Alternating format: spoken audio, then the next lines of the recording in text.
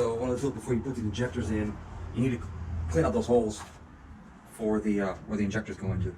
And for that, Ford manual recommends this tool.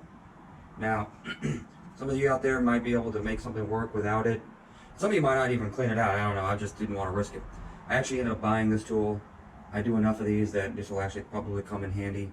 But you don't have to go to the Ford tool. The Ford part number is 310-205, but OTC makes a knockoff. This is the OTC. It's a little bit cheaper. Still probably way more expensive than what you want to spend. You might be able to borrow it from somebody, rent it, or something. But I went ahead and got it. It's a worthwhile investment for me. But it's two-stage. This I measured is about 3/8. If you want to get this one's 3/8 and this one's just a hair smaller than 7/8. So you could probably get this done with 2 brushes. You know, you just don't want something very aggressive. That's why I think that's why they went with this really fine brass. Another reason why I decided to go with their tool versus me just getting a wire brush and then maybe it's too aggressive. So anyway, stick it down there and you just kind of do a couple turns. You know,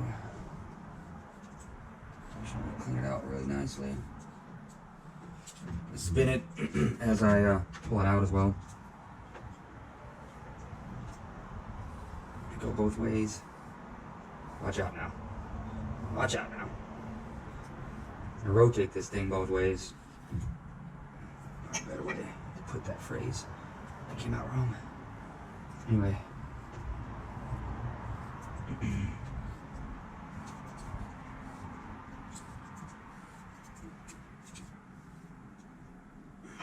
Cool little tool.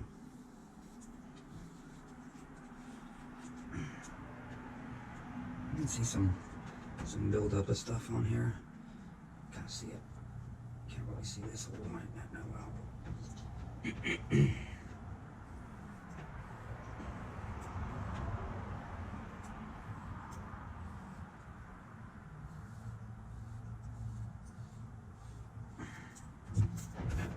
Man, this tool is fucking expensive. Way more than expensive than it needs to be honest with you.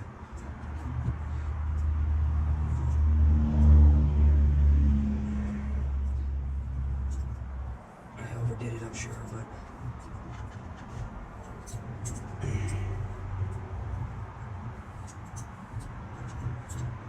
this just loosens up any junk that's on the sidewalls of the injector holes.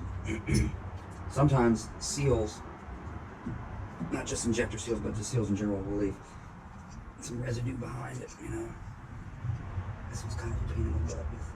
It's close to this wire harness here. I